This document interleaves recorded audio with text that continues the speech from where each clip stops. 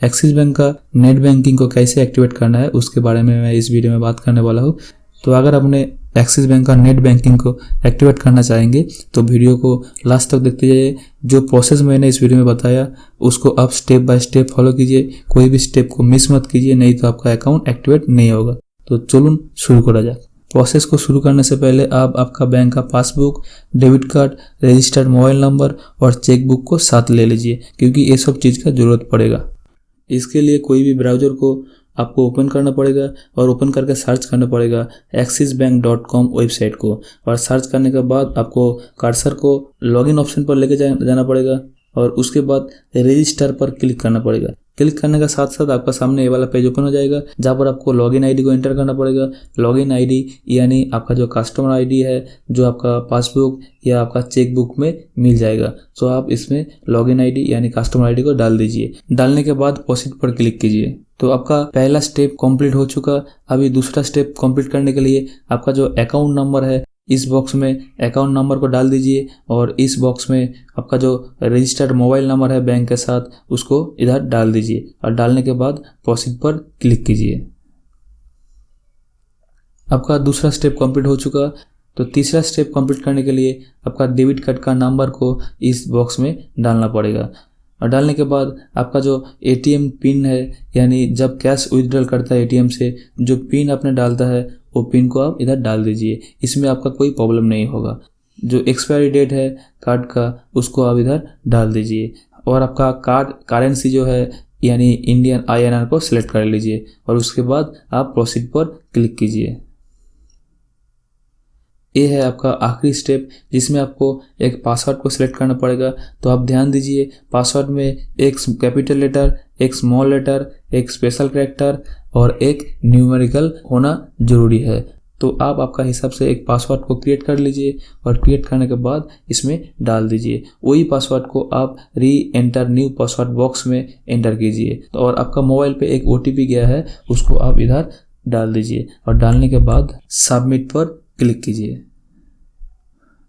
और क्लिक करने के बाद आपको दिखाई देगा success, your password have been reset successfully. तो अभी आप गो टू लॉगिन पर क्लिक कीजिए और जैसे ही क्लिक करेंगे तो आपका सामने लॉगिन पेज ओपन हो जाएगा।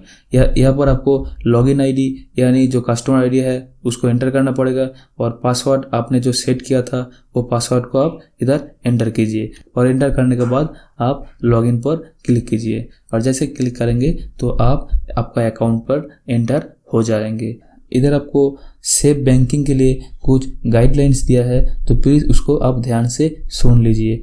अगर आपने कोई भी सेम ऑप्शन पर 2 बार क्लिक किया तो आपका अकाउंट लॉग आउट हो जाएगा। अगर आपने पेज को बैक या रिफ्रेश किया तो आपका अकाउंट लॉग आउट हो जाएगा। और अगर आपने आपका सेशन को 5 मिनट के लिए आइडियल करके रख दिया है तो आपका अकाउंट लॉग आउट हो जाएगा। ये आपका सेफ बैंकिंग के लिए है। पहला बार लॉगिन करने के बाद आपको ऐसे कुछ इंटरफेस दिखाई देगा, तो आपको सिंपली कोई भी एम्प्टी पेज पर क्लिक करना पड़ेगा। तो क्लिक करने के बाद अभी आपको लॉग आउट करना पड़ेगा, क्योंकि और कुछ स्टेप बाकी है जो आपको फिलअप करना पड़ेगा। तो आप लॉग आउट कर लीजिए और दोबारा अकाउंट को लॉगिन कीजिए। लॉगिन करने के लिए आपको फिर axisbank.com वेबसाइट को सर्च करना पड़ेगा और सर्च करने के बाद आपको लॉगिन ऑप्शन पर क्लिक करना पड़ेगा और जैसे ही आप क्लिक करेंगे तो आपका सामने ये वाला पेज ओपन हो जाएगा। तो यहाँ पर आप लॉगिन आईडी और पासवर्ड को डाल दीजिए और डालने के बाद लॉगिन पर क्लिक कीजिए। जैसे आप लॉगिन करेंगे तो आपका सामने एक ऑथेंटिकेशन का पेज ओपन हो जाएगा। इसमें आपको 3 क्वेश्चन पूछा जाएगा जिसका आंसर आपको सही से देना पड़ेगा। सपोज आपका अकाउंट को किसी दूसरा व्यक्ति ने लॉगिन करने के लिए कोशिश कर रहा है, तो उस टाइम ये 3 सवाल से कोई भी एक सवाल पूछा जाएगा जिसका आंसर सही से अगर नहीं दिया गया तो अकाउंट को लॉगिन नहीं कर पाएगा। तो प्लीज़ जो सवाल है उसका आंसर आप सही से एंटर कीजिए।